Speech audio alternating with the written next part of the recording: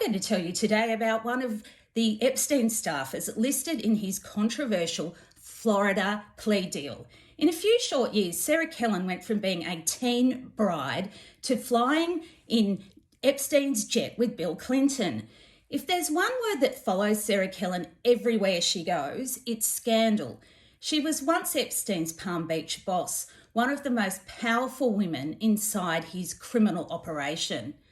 As a teenager, Sarah was expelled from the Jehovah's Witness church. Soon after, her life took a sharp turn. At 18 years old, she married and moved from North Carolina to Hawaii.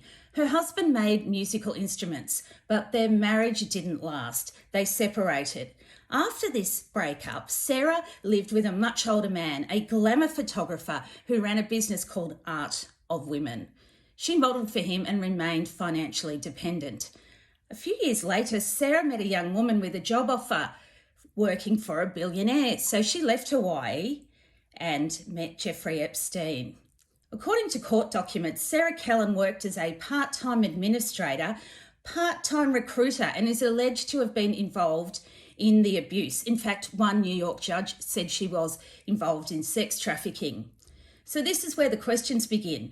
Over the years, Sarah Kellen has offered different explanations for her role within Epstein's organisation. In 2019, through a spokesperson, she said she was too abused by Epstein to speak.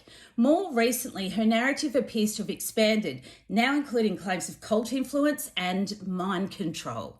We found new clues through the online presence of her ex-husband, Brian Vickers, a 3-time NASCAR champion. His recently updated website highlights charities focused on justice, including one dedicated to cult awareness, the Foundation Against Cult Threats.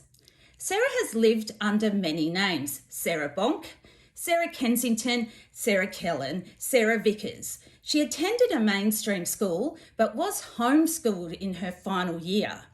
She married very young. She lived with that older photographer and later became central to Epstein's operation. He couldn't have done it without her. So who is Sarah Kellen? I need you to tell me. A victim, or a woman who made terrible choices, or someone far more complicit? This was Sarah Kellen, Part 1.